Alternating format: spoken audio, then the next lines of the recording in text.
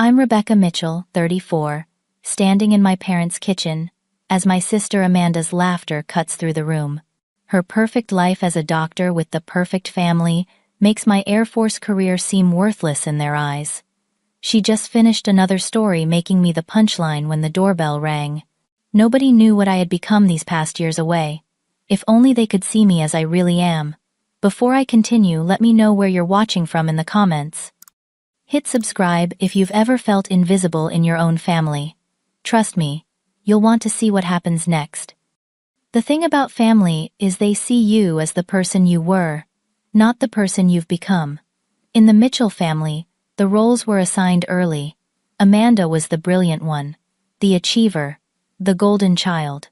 I was the troublemaker, the disappointment, the one who had potential, but never quite lived up to it.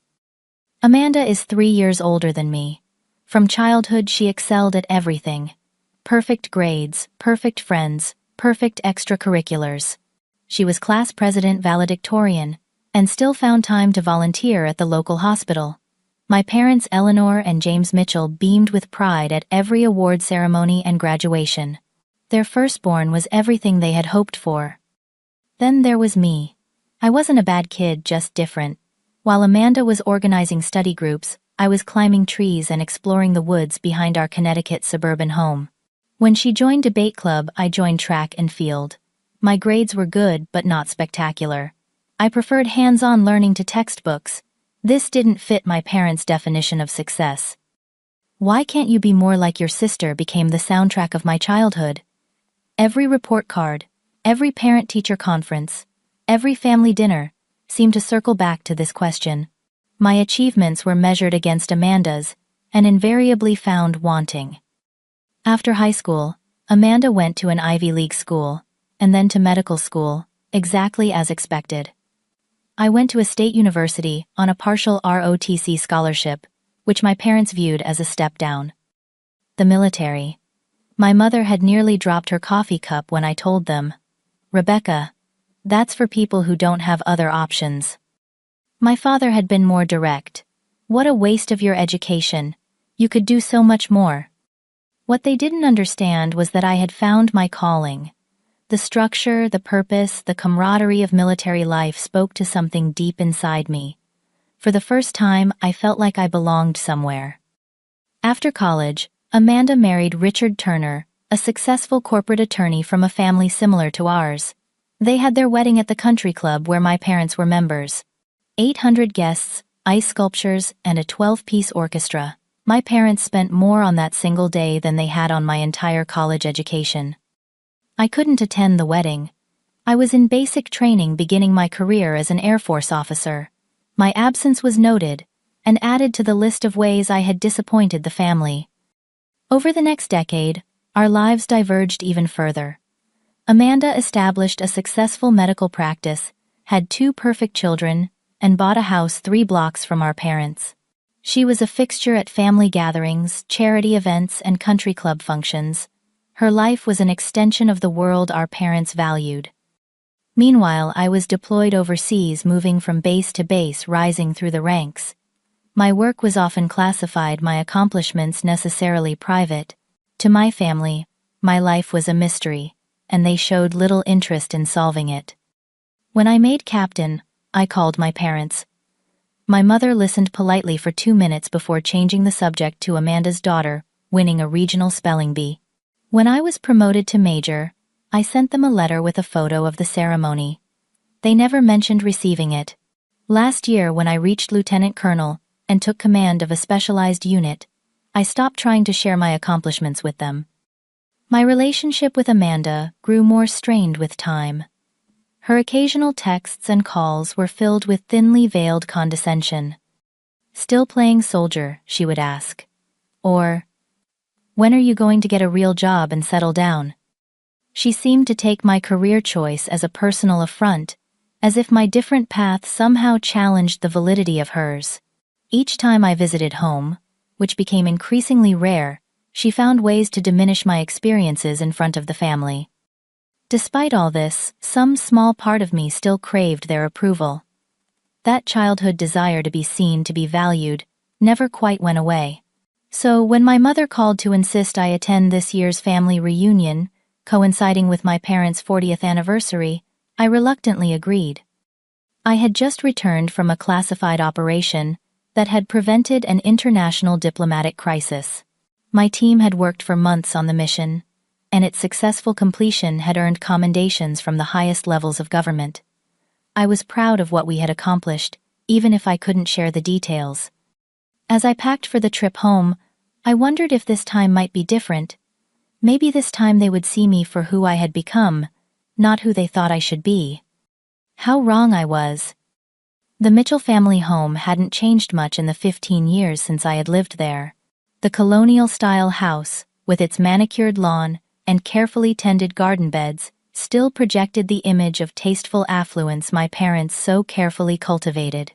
As I pulled my rental car into the circular driveway, I noted the row of luxury vehicles already parked there. The gang was all here.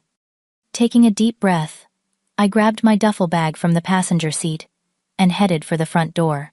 Before I could ring the bell, the door swung open to reveal my mother Eleanor impeccably dressed in a cream-colored pantsuit, her silver hair styled in a perfect bob. "Rebecca, you're finally here," she said, giving me a brief hug that felt more like a social obligation than a greeting between mother and daughter. Her eyes scanned my appearance, taking in my simple jeans and button-down shirt. I could see the disapproval in her gaze. "Hi, Mom. It's good to see you. I meant it despite everything. Everyone's out back. Your father's grilling. You remember how he loves to show off his grilling skills at these gatherings?" She turned and led the way through the house, not waiting to see if I followed. The backyard was filled with relatives I hadn't seen in years. Aunt Margaret and Uncle Robert were deep in conversation with my father by the grill. Cousins Stephanie, Jason, and Sarah were scattered around the expansive patio. And there, holding court at the center of it all, was Amanda. She looked exactly as I expected. Designer sundress, perfect makeup, not a hair out of place. Her husband Richard stood beside her, one hand resting possessively on her lower back. Their children, a boy and girl, who looked about 10 and 8, were playing with other kids near the pool. Amanda spotted me immediately. Her smile widened in a way that didn't reach her eyes. "Well, look who decided to join the land of the living," she called out, loud enough for everyone to hear. "The mysterious soldier returns." Heads turned in my direction. I forced a smile and walked toward her, acutely aware of the curious gazes following me. "Good to see you too, Amanda," I said, keeping my tone light. "Hi, Richard." Richard, to his credit, seemed genuinely pleased to see me. "Rebecca, great to have you here." He stepped forward to give me a warm handshake. "I want to hear all about what you've been up to. Your mom mentioned you're pretty high up the chain of command now." Before I could answer, Amanda laughed. "Oh, Richard, you know the military. Everyone's high up in something or other. All those titles and ribbons. It's like Boy Scouts for adults." I felt the familiar sting of her dismissal, but kept my expression neutral. "Actually, I recently completed a pretty significant mission. Can't share the details, of course, but it was important work." "Of course it was," Amanda said with an exaggerated wink. "Very hush-hush, very classified, just like all your important work." Our father approached, spatula in hand. "Rebecca, glad you could make it." He gave me an awkward side hug, careful not to get his kiss the cook apron against my clothes. "Wouldn't miss it, Dad. Happy anniversary." He nodded, then immediately turned to Amanda. "Your mother says the Hendersons might stop by later. Did you treat their son's appendicitis last month?" And just like that, I was forgotten. As they launched into a discussion about Amanda's medical practice, I drifted away to greet other family members. Uncle Robert, my father's younger brother, was one of the few relatives who seemed genuinely interested in my life. He had served in the army in his youth, and always had questions about my career. "There's my favorite niece," he said, giving me a bear hug. "Lieutenant Colonel. Now I hear. That's impressive, Rebecca." "Thanks, Uncle Robert. It's been a challenging but rewarding path." "I bet. You know your grandpa would be proud. He always had a soft spot for those who serve." Our grandfather had fought in Korea, earning a Purple Heart. He had been the one person in the family who encouraged my military aspirations before he passed away during my senior year of high school. As Uncle Robert and I caught up, I noticed Cousin Stephanie hovering nearby, clearly wanting to join the conversation. She was Amanda's age, but couldn't be more different from my sister. Where Amanda was polished and calculated, Stephanie was warm and genuine. "Rebecca, I've missed you," she said finally, stepping forward to hug me. "Tell me everything. Where are you stationed now? Are you seeing anyone? When was the last time you were actually home for more than 2 days?" Her barrage of questions made me laugh, the first real laugh since I'd arrived. "One at a time, Steph. I'm based in Virginia when I'm not deployed. No, not seeing anyone seriously. Work keeps me pretty busy, and it's been about 2 years since I was home for any significant time." 2 years. That's criminal. But I get it. I follow all those military news channels. I bet you're doing all kinds of impressive things you can't tell us about. Before I could respond, I heard Amanda's voice behind me. "Oh, Steph, don't encourage her. Next she'll be telling us she's personally responsible for world peace." She handed me a glass of white wine. "Here, loosen up a bit." "You're so stiff." Must be all that standing at attention. I accepted the wine but didn't drink it. I needed to stay sharp around Amanda. "Actually, I was just telling Stephanie about being based in Virginia." "Virginia," Amanda repeated. "Such an exciting life you lead, bouncing around from one military base to another, never settling down, never building anything permanent." The implication was clear: her life had value, substance, permanence. Mine was transient, insubstantial. I was saved from responding by my mother, announcing that dinner would be served in 15 minutes. As people began moving toward the patio dining area, I excused myself to take my bag upstairs to my old bedroom. The room was exactly as I had left it for college, frozen in time, like a museum exhibit of my teenage years. Track trophies on the shelf, a few faded posters on the walls, my high school graduation photo on the dresser. It was as if my parents had preserved this space as a reminder of when my life still fit their expectations. I sat on the edge of the bed and took a moment to center myself. The family dynamics were playing out exactly as I had feared. Amanda was already in rare form, and we hadn't even made it to dinner yet. A memory surfaced unbidden. I was 16 and had just won a regional track competition. When I told my parents, my father had nodded absently and said, "That's nice. Did you hear Amanda got accepted to her first-choice medical school?" My accomplishment had been dismissed in favor of celebrating my sister. It was a pattern that had repeated throughout our lives. Straightening my shoulders, I stood up. I was no longer that 16-year-old desperate for validation. I was Lieutenant Colonel Rebecca Mitchell, decorated officer and unit commander. I had led teams through situations most people couldn't imagine. I had made decisions that saved lives. I didn't need my family's approval to know my worth. With that thought firmly in mind, I headed back downstairs to face the dinner that awaited. The Mitchell family dining room was a showcase of traditional elegance. The mahogany table extended to its full length for the occasion gleamed under the light of the crystal chandelier.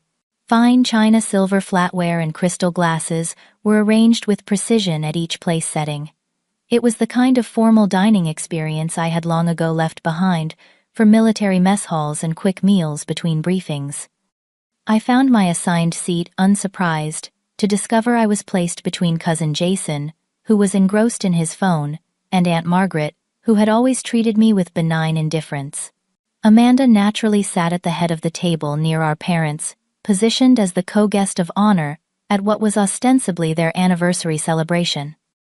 The first course, a delicate salad with goat cheese and candied walnuts, was served as conversation flowed around the table. Most of it centered on local gossip, the accomplishments of various children and grandchildren, and reminiscences about family events I had missed. "Remember Emily Roberts' wedding last summer?" Amanda was saying. "The one Rebecca couldn't attend because of some training exercise." She made air quotes around the words, implying disbelief. "It was absolutely magical. Emily's father flew in a pastry chef from Paris for the cake.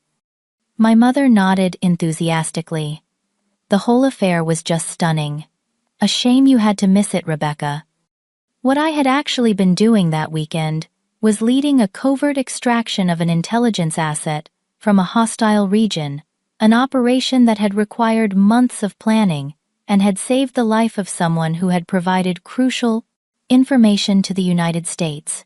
But of course I couldn't say that. I'm sure it was lovely, I said, instead taking a sip of water. Speaking of missing things, Amanda continued her voice, taking on the tone she used when setting up a story at someone else's expense. Remember when Rebecca missed her own graduation party because she fell asleep in the treehouse? Several relatives chuckled, settling in for what was clearly a familiar story. She was 18 years old, Amanda went on, and while all her friends and family were waiting to celebrate her, she was napping like a 5-year-old in that rickety old treehouse Dad built. What Amanda conveniently left out was that I had been exhausted from working night shifts at a local diner to save money for college, something she had never had to do thanks to our parents fully funding her education. Always was a bit of an odd duck, my father added, with a fond but dismissive smile. Never quite got the hang of proper social occasions. I felt a flash of irritation but pushed it down. I was working double shifts that week, I said mildly. But yes, not my finest moment. Oh, that reminds me, Amanda said, not acknowledging my explanation. Did I tell you all about Rebecca's prom disaster? She actually thought Jack Phillips was going to ask her when everyone knew he was interested in Melissa Simmons. And so it continued through the soup course and into the main entree. Amanda dredged up every embarrassing story, every failure, every awkward teenage moment. She could recall, all presented as charming anecdotes, but clearly designed to diminish me in front of the family. After a particularly humiliating story about my first attempt at driving Uncle Robert, attempted to change the subject. So, Rebecca, I hear your unit was involved in something pretty significant recently. Made the national news, though they didn't name names, of course. This was my opening. Yes, we were.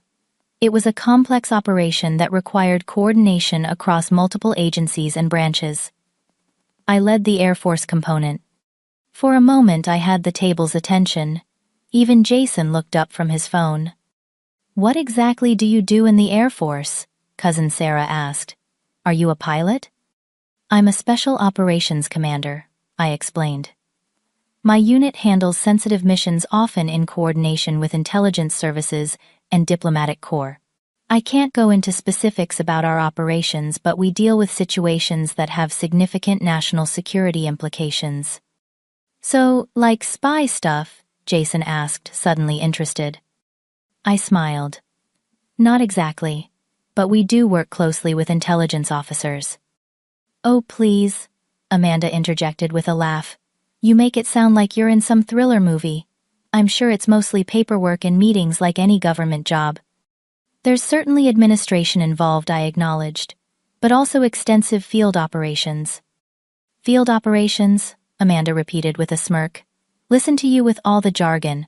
Next, you'll be telling us you've saved the world single-handedly. Leave your sister alone, Amanda, my father said, but his tone was indulgent, the way one might scold a child for a charming misbehavior. I'm just teasing, Amanda replied. Besides, I'm sure Rebecca's work is very important in its own way. Not everyone can be saving lives on a daily basis like some of us. The implication was clear. Her work as a doctor had tangible, immediate value. Mine was abstract at best, fabricated at worst. Actually, I began feeling my patience wearing thin. My last mission directly prevented a situation that could have escalated into an international incident with potential casualties in the thousands. My mother looked uncomfortable. Rebecca dear, let's not exaggerate. We know you do important work for the government. I'm not exaggerating, I said firmly. Amanda rolled her eyes. Always so dramatic. Just like when we were kids, and she insisted she could see ghosts in the attic. The table erupted in laughter, and just like that, any serious consideration of my career was dismissed. As the main course dishes were cleared, and dessert was brought out, I felt my phone vibrate in my pocket. Normally, I wouldn't check messages during a family dinner, but given the nature of my work, I always remained reachable for emergencies. Excusing myself, I stepped into the kitchen to read the text. It was from General Thomas Weber, my commanding officer. Major Harrison, arriving your location 2,000 hours, with documentation for your review, before tomorrow's meeting with Joint Chiefs. Confirmed your family address with base admin.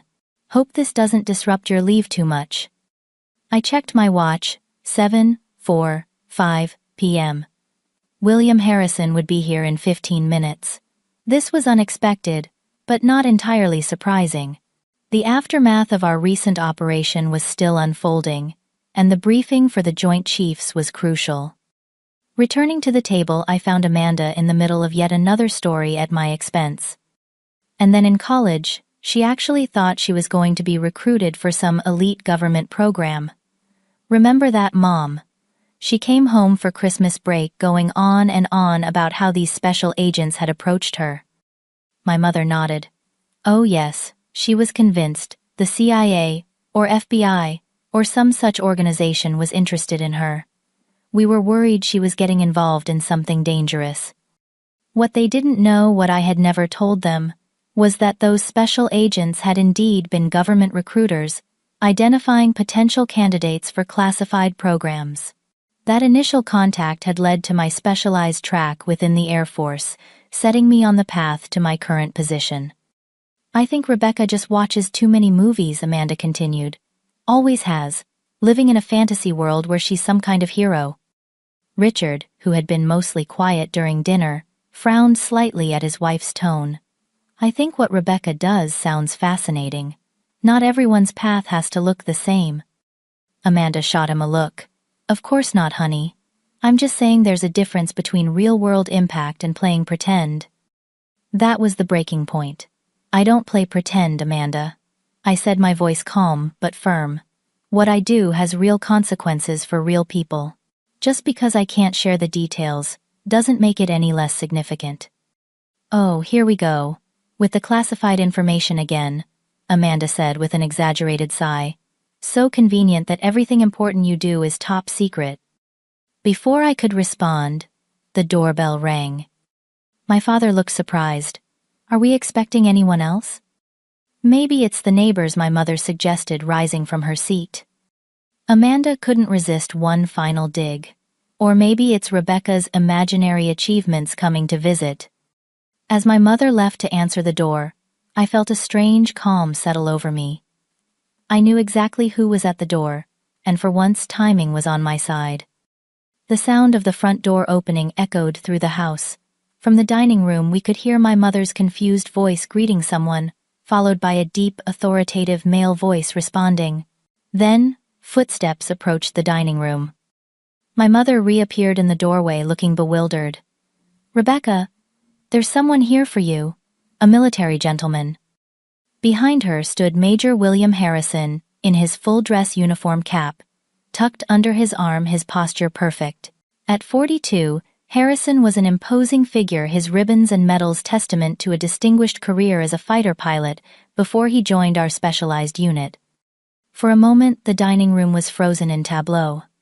My relative staring at the unexpected visitor, Amanda, with her mouth slightly open, my father half risen from his chair. I stood up calmly.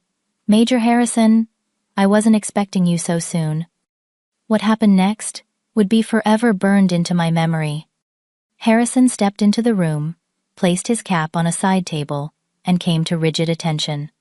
Then, with precision that would make a drill sergeant proud, he saluted me. Lieutenant Colonel Rebecca Mitchell, Special Operations Commander, he announced in a voice that filled the room. I apologize for interrupting your family gathering, ma'am. General Weber sent me with the briefing materials for tomorrow's Joint Chiefs presentation. The silence that followed was absolute. I could practically hear the collective intake of breath around the table. From the corner of my eye, I saw Amanda's smirk vanish, replaced by an expression of stunned disbelief. I returned Harrison's salute. At ease, Major. Thank you for bringing the materials. I wasn't expecting them until tomorrow morning. There have been developments, ma'am. The general felt you should be briefed immediately. I nodded, aware that every eye in the room was fixed on this exchange. Of course. Let's step into my father's study to review the documents. As I turned to lead Harrison out of the dining room, I caught a glimpse of my family's faces. My father looked as if someone had just told him the earth was flat. My mother's hand was pressed to her mouth, and Amanda sat rigid in her chair, her face drained of color. "Excuse us, please," I said to the table at large. "This won't take long." The study was a small room off the main hallway, lined with bookshelves and dominated by a heavy oak desk. I closed the door behind us, and immediately Harrison's formal demeanor relaxed slightly. "Sorry to crash your family dinner, Colonel," he said with a hint of a smile. "General's orders." "It's fine, Will. Actually, your timing couldn't have been better." He raised an eyebrow. "Family tensions running high." "You could say that." I didn't elaborate. Despite our close working relationship, I rarely discussed my family issues with colleagues. "What's the situation?" Harrison opened his briefcase and removed a sealed folder. "The operation aftermath has some complications. The intelligence we recovered has implications beyond what we initially anticipated. The Joint Chiefs want a comprehensive breakdown of not just what happened, but what it means for ongoing operations in the region." For the next 20 minutes, we reviewed the documents discussing strategy and approach for the next day's meeting. It was familiar territory for us, the kind of high-level planning that had become routine in our work together. As we concluded, Harrison repacked his briefcase. "There's a car waiting to take us to the airfield tomorrow, at 0800. We'll fly directly to Washington." "I'll be ready," I assured him. Before opening the door, Harrison paused. "By the way, Colonel, the President specifically mentioned your leadership in the Situation Room yesterday. Said your team's extraction plan was exemplary." I allowed myself a small smile. The team performed admirably. I'll pass along the commendation. When we returned to the dining room, the atmosphere had changed dramatically. The animated dinner conversation had been replaced by hushed whispers that stopped abruptly when we entered. "Everything all right, Rebecca?" My father asked, his voice uncharacteristically tentative. "Yes, just some work matters to address." I turned to Harrison. "Major, can I offer you some coffee or dessert before you go?" "No thank you, ma'am. I should report back to the general." Harrison nodded respectfully to my parents. "Mr. and Mrs. Mitchell, congratulations on your anniversary. You've raised an exceptional daughter. The Air Force is fortunate to have her leadership."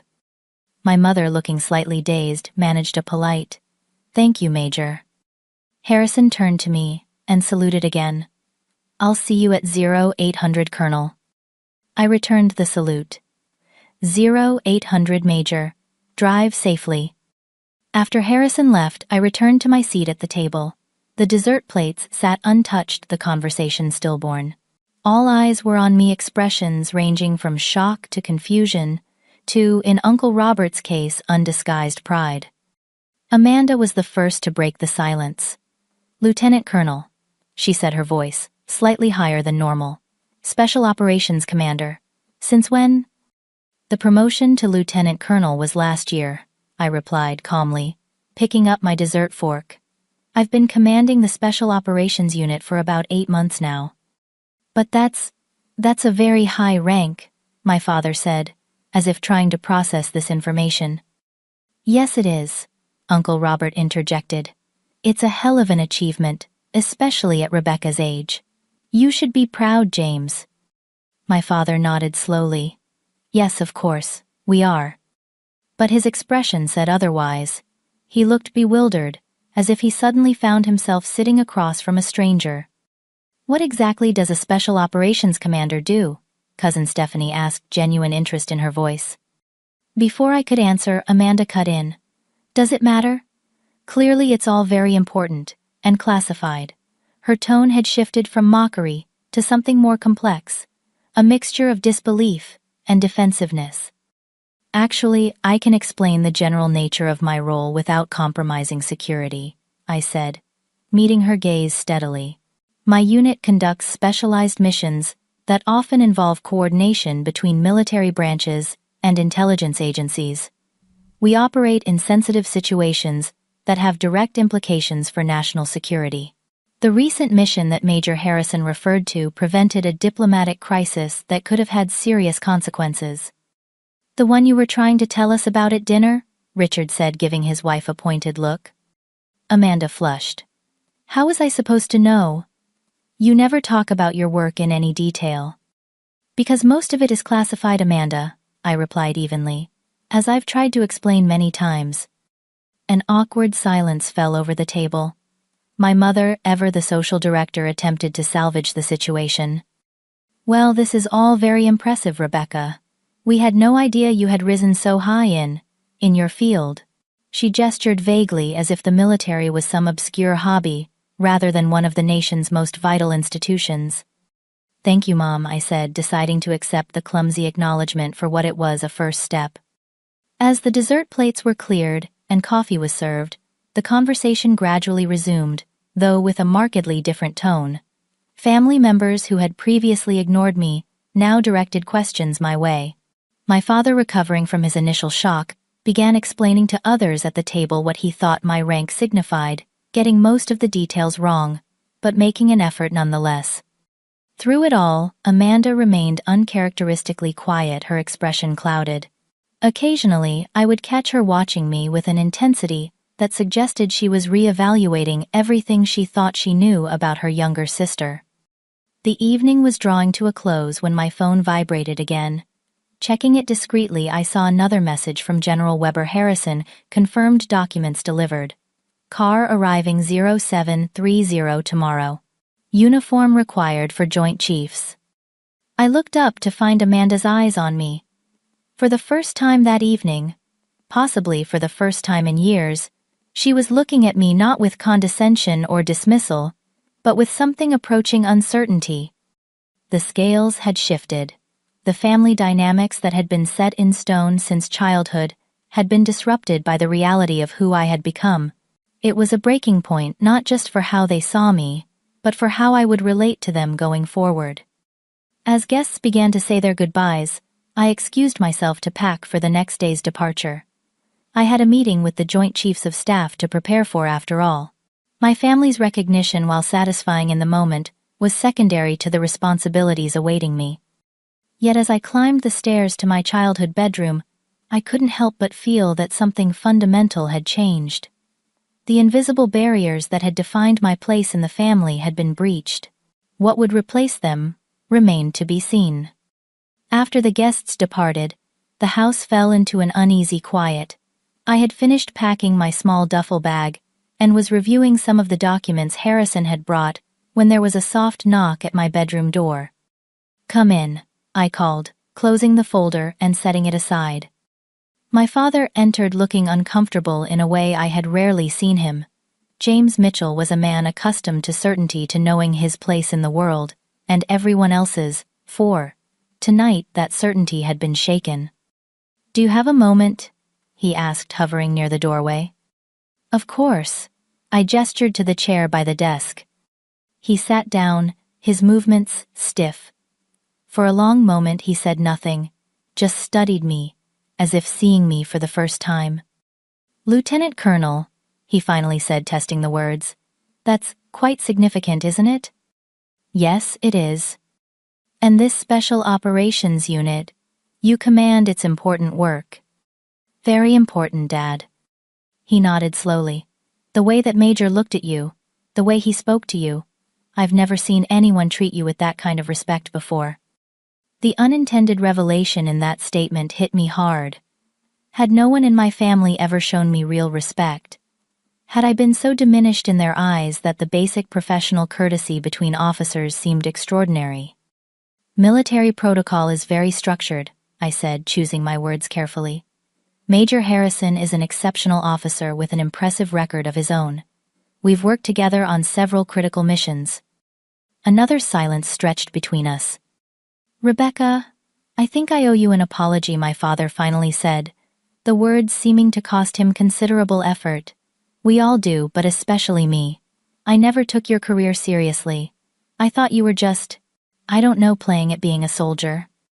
I know what you thought, I replied, keeping my voice level. You made it clear every time we spoke. He winced. That's fair. I suppose we've been dismissive of your choices for a long time. He paused, struggling with what to say next. Your mother and we had certain expectations. When Amanda followed the path, we envisioned it was easy to assume that was the right path, the only path to success. There are many paths to a meaningful life, Dad. Yes, I'm beginning to see that. He looked around the room at the teenage remnants of the daughter he thought he knew. This work you do, these missions, are they dangerous? I considered lying to spare him worry, but decided on honesty.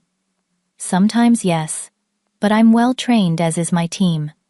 We take calculated risks when necessary. He paled slightly but nodded.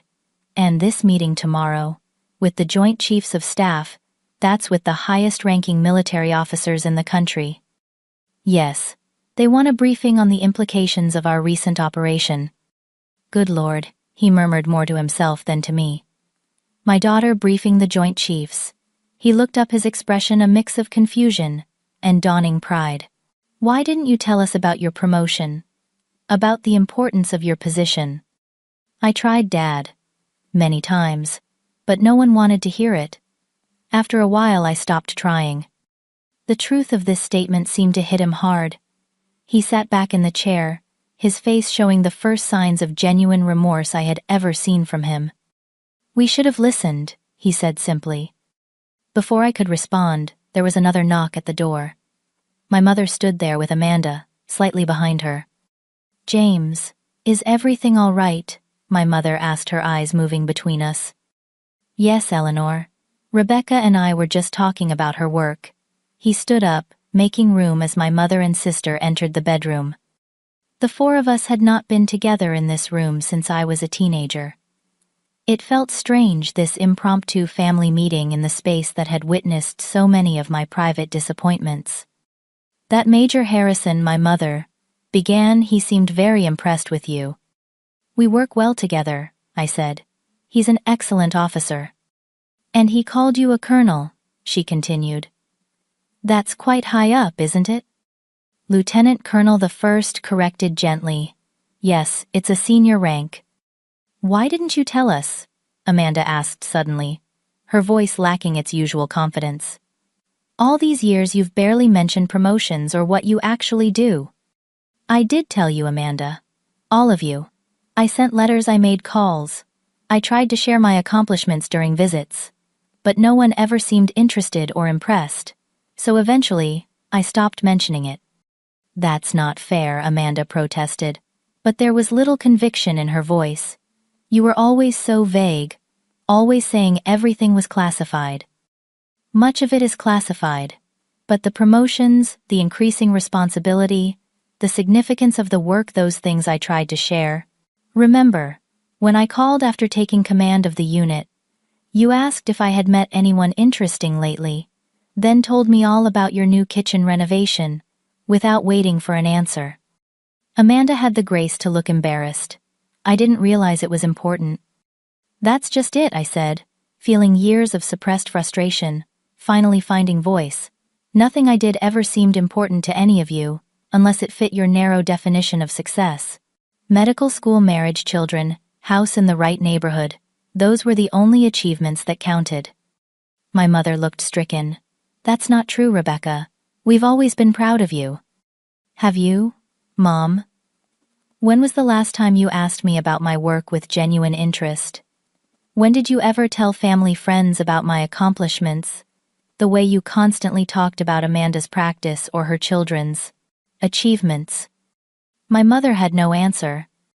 The man who was just here, I continued, Major Harrison, is one of the most decorated pilots in the Air Force. He's flown combat missions, rescued hostages, and coordinated airstrikes that have saved countless lives. And he salutes me. He follows my orders because he respects my rank and my abilities. The general who sent him answers directly to the Secretary of Defense. Tomorrow I'll be briefing the highest military council in the nation about an operation I led that prevented a potential international crisis. The room was silent as my family absorbed this. I never needed you to understand the classified details of my work. I just wanted you to respect that what I do matters, that I've built a career I'm proud of, that I've earned my place in an institution that values excellence and service above all else. My father cleared his throat. We should have done better, Rebecca. I should have done better. Yes, you should have. I agreed, not unkindly. But it's not too late to start. Amanda had been unusually quiet, standing slightly apart from our parents. Now she moved closer, her expression unreadable. The president, she said slowly. Has the president heard of you? Of your work? It was such an Amanda question, focusing on status and recognition, that I almost laughed, but I answered truthfully. Yes, the president is briefed on all operations at my unit's level. According to Major Harrison, the president specifically commended my leadership in the Situation Room yesterday. Amanda's eyes widened. For someone who had spent her life cultivating local prestige and professional recognition, the idea that her little sister had the ear of the nation's highest office was clearly paradigm-shifting. I had no idea, she whispered. All this time I thought you were just what, Amanda? I don't know. Less than me, I guess. The admission seemed to surprise her as much as it did me. You were always the little sister, always following in my footsteps, always a step behind. When you joined the military, instead of pursuing what I considered a prestigious career, I thought you were settling. I never imagined you'd rise so high. You never asked, I said simply. The four of us stood in silence, the weight of years of misunderstanding and dismissal hanging between us. It was my mother who finally spoke. Well, things will be different now, she declared with the same decisive tone she used when planning charity galas. We'll have a proper celebration when you return from Washington. We'll invite everyone. You can wear your uniform with all your medals. I suppressed a sigh. She still didn't quite get it. Mom, I don't need a celebration. I don't need public recognition from the family. What I've always wanted was simply for you to see me, to value my choices and achievements on their own terms, not compared to some preset idea of success. Oh, she said, deflating slightly. Yes, of course. But I appreciate the thought, I added, not wanting to dismiss her attempt, however, misguided at making amends. My father checked his watch. It's getting late, and Rebecca has an early start tomorrow. He turned to me. What time is your car coming? 7:30. He nodded. I'll make sure coffee is ready before you leave. It was a small gesture, but from my father it felt significant. As they prepared to leave the room, Amanda lingered behind. When our parents had gone, she turned to me. I've been horrible to you, haven't I? She asked softly. You've been condescending and dismissive, I agreed, especially today. She didn't deny it. I think I needed to believe my choices were the only right ones, that my path was superior. It made me feel secure in my decisions. We all make different choices, Amanda. That doesn't make mine less valid or less successful than yours. I see that now. She hesitated, then added, For what it's worth, I am proud of you. I just didn't understand what there was to be proud of until tonight. It wasn't a complete apology, but from Amanda, it was a significant concession. Thank you, I said. That means something.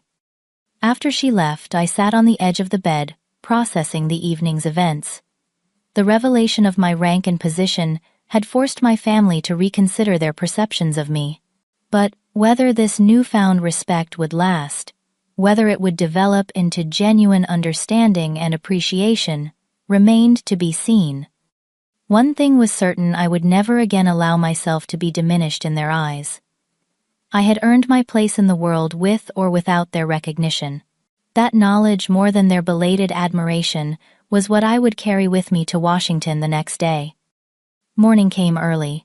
I was up at 5:30, showered, and dressed in my full-service uniform by 6:15.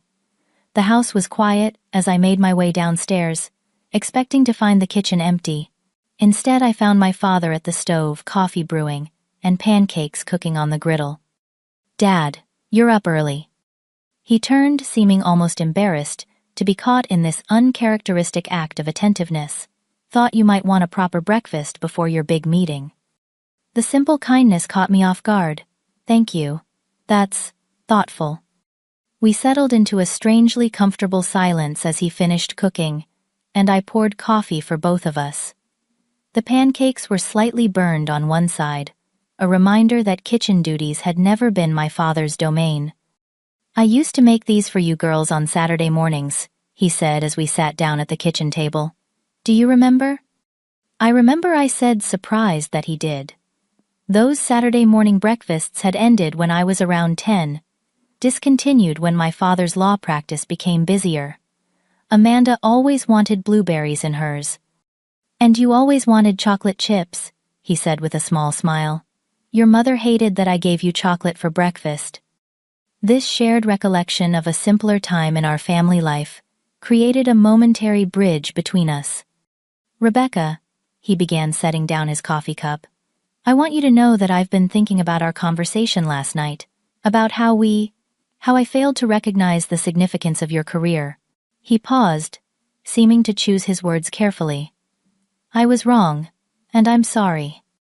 Coming from my father, who I had never heard apologize to anyone, the words held extraordinary weight. "Thank you, Dad. That means a lot. I'd like to understand more about what you do," he continued.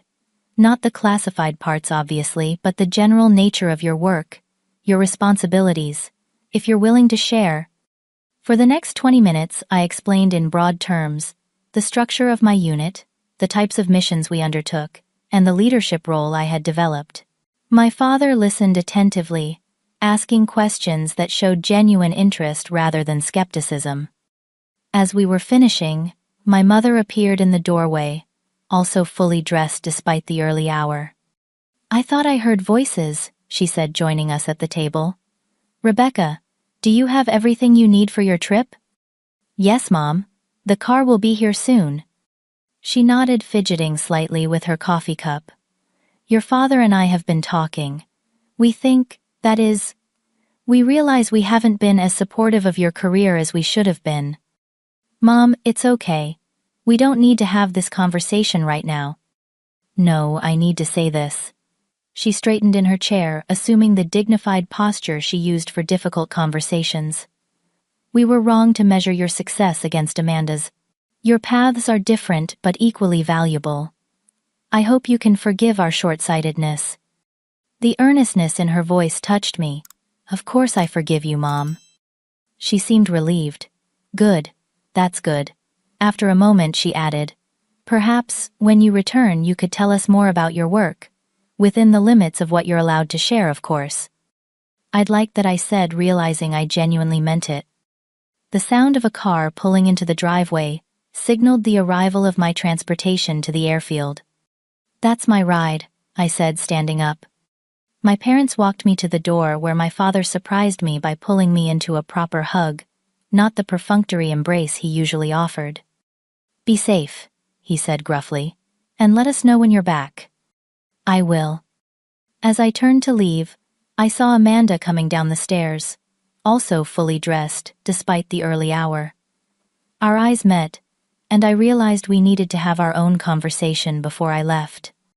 "Give me a minute," I told the driver, who nodded and returned to the car. My parents, sensing that Amanda and I needed privacy, discreetly retreated to the kitchen. "You're leaving already?" Amanda asked, reaching the bottom of the stairs. "Duty calls.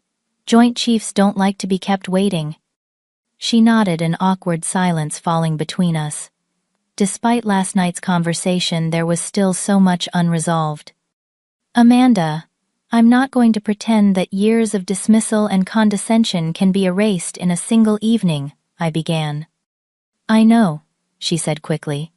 "I don't expect that. But I am willing to try to build a better relationship going forward if you are." She looked relieved. "I am. Definitely." Then, with uncharacteristic hesitation, she added, "I've been thinking about why I treated you the way I did. It wasn't just about believing my choices were the right ones. What was it then? I think I was jealous, she admitted, the words seeming to cost her considerable effort. Jealous of what you had. Everything, Amanda. The perfect career, the perfect family, our parents' constant approval. I had the life I was expected to have, she corrected. The path laid out for me from childhood. But you, Rebecca, you created your own path. You had the courage to choose something different, something that called to you. She sighed. I never even considered alternatives.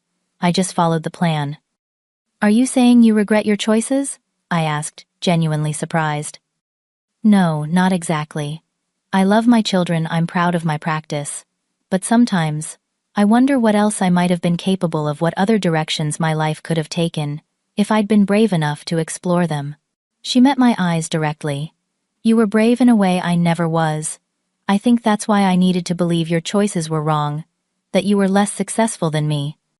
Because if your different path led to fulfillment and achievement, what did that say about my unquestioning acceptance of the expected route?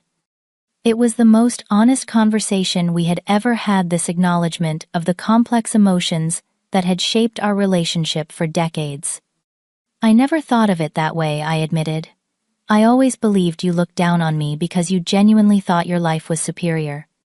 Part of me did think that, she acknowledged. But deep down I envied your freedom, your willingness to disappoint others, to be true to yourself. The car horn sounded gently, reminding me of the waiting driver. I have to go, I said. I know, but when you get back, she hesitated. Maybe we could have dinner, just the two of us. I'd like that. She surprised me by stepping forward and hugging me, a genuine embrace, rather than the formal air kiss she usually offered at family gatherings. Be safe out there, Becca, she said, using the childhood nickname she had abandoned when we became teenagers. And know that at least one person in this family is genuinely, unreservedly proud of you. As I settled into the back seat of the government car, I felt a curious lightness. The weight of familial disappointment and misunderstanding that I had carried for so long had begun to lift. There was still much to resolve, many conversations to be had, but a foundation for a new type of relationship had been laid. Major Harrison was waiting at the airfield, standing beside the small jet that would take us to Washington. He saluted as I approached. Good morning, Colonel. Ready for the Joint Chiefs? As ready as I'll ever be, Major. As we boarded the aircraft, Harrison asked, How was the rest of your evening with the family? Better after my dramatic entrance? I smiled, thinking of the conversations that had followed his departure. Actually, yes, much better. Glad to hear it, ma'am. He handed me a folder with the final briefing materials. General Weber sends his regards. He also mentioned that the Secretary of State will be joining the meeting. As the jet prepared for takeoff, I found myself reflecting on the stark contrast between my professional world, where my authority and expertise were unquestioned, and my family world, where recognition had come so late, and with such difficulty. Yet, even that was changing now. The revelation of my true rank and responsibilities had forced a re-evaluation that was long overdue. More importantly, it had opened the door to more honest communication, to the possibility of relationships based on mutual respect, rather than outdated perceptions. As the aircraft lifted into the morning sky, I felt as if I too was rising above old limitations, old hurts. The confrontations of the past 24 hours had been difficult but necessary, creating space for new understanding, and perhaps genuine connection with the family I had always felt separate from. Whether these changes would last remained to be seen, but for the first time in years I felt hopeful about the possibility of being both Lieutenant Colonel Mitchell, respected commander, and Rebecca, valued daughter and sister. The mission awaiting me in Washington demanded my full attention now, but when it was complete, I would return to continue the equally important work of rebuilding family bonds that had been strained for far too long. 3 months after the family reunion, I stood on a stage at Andrews Air Force Base facing a crowd of military personnel and civilian dignitaries. The Secretary of Defense had just presented me with the Distinguished Service Medal, for the mission that had been the subject of so much discussion during that fateful family dinner. As I stepped away from the podium after my brief acceptance speech, my eyes found the small group seated in the special family section of the audience. There were my parents looking proud and slightly overwhelmed by the military pageantry. Beside them sat Amanda and Richard, and to my surprise, Uncle Robert and Cousin Stephanie had made the trip as well. The ceremony concluded with the traditional military precision, and as the crowd dispersed, my family made their way toward me. My father reached me first, his face showing an emotion I had rarely seen there, unguarded pride. "That was quite something, Rebecca," he said, his voice gruff with feeling. My mother was more expressive, pulling me into a hug despite the formality of my uniform. "We are so proud of you, dear. So very proud." Amanda hung back slightly, allowing our parents their moment. When she finally approached, her usual polished confidence was tempered with a new respect. "Congratulations, Rebecca," she said, embracing me warmly. "Though I'm not surprised. You've always been exceptional, even when I refused to see it." The 3 months since the family reunion had brought significant changes to our relationship. True to her word, Amanda had invited me to dinner when I returned from Washington. That evening had been the beginning of a more honest relationship between us, one where we were learning to appreciate each other's different strengths and choices. "Thank you all for coming," I said, genuinely moved by their presence. "It means a lot to have you here." Major Harrison approached now in his role as my executive officer. "Colonel Mitchell, the reception is ready whenever you are." "Thank you, Major. Please lead the way." As we followed Harrison to the officers' club where the reception was being held, I noticed my father taking in the deferential way the other officers treated me, the respectful nods and salutes as we passed. "This is your world," he said quietly, falling into step beside me, "and I can see now that you've mastered it completely." "It took time, Dad, just like anything worthwhile." At the reception, I watched with a mixture of amusement and gratification as my family interacted with my colleagues and superiors. My mother, always socially adept, was deep in conversation with the base commander's wife. Richard was asking thoughtful questions about military technology to a group of officers who seemed impressed by his genuine interest.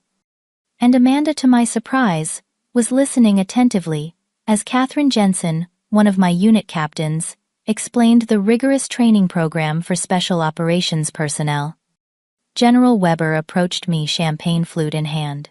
"Your family seems wonderful, Colonel Mitchell.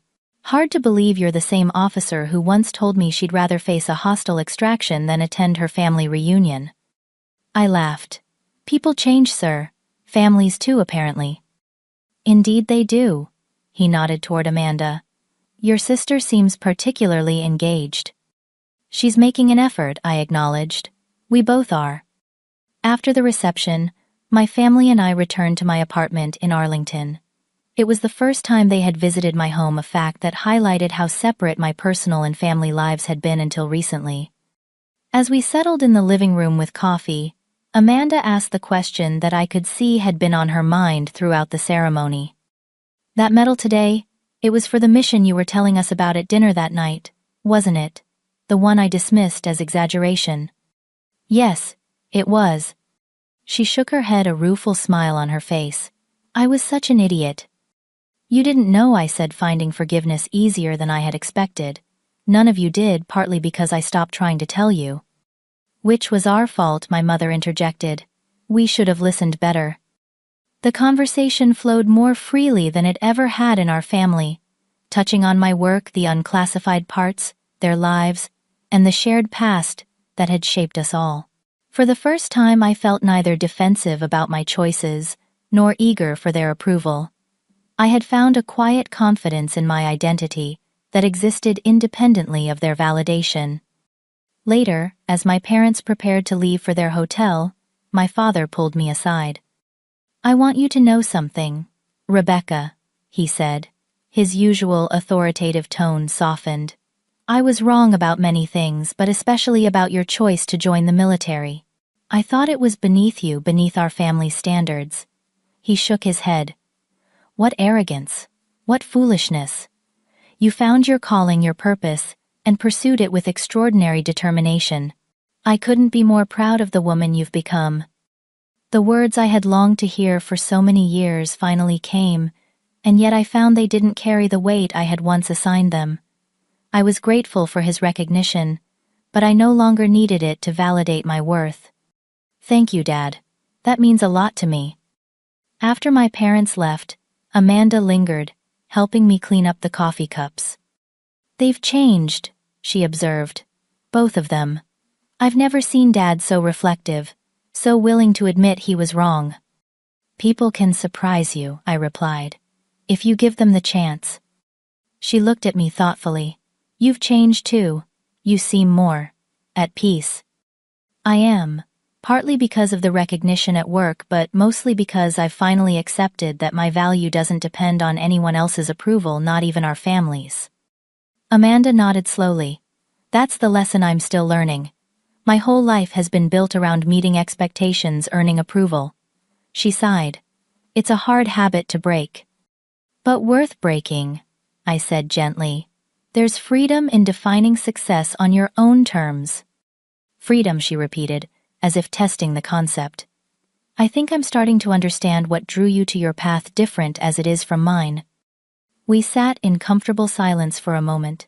The old competitive tension between us dissolved into something more nuanced, more respectful. The night Major Harrison showed up, Amanda said suddenly, "I was so shocked, so completely blindsided by the reality of who you had become. But what really got to me wasn't the rank or the respect he showed you." "What was it then?"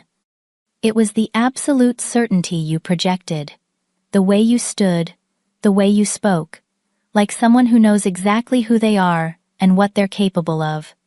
She smiled ruefully.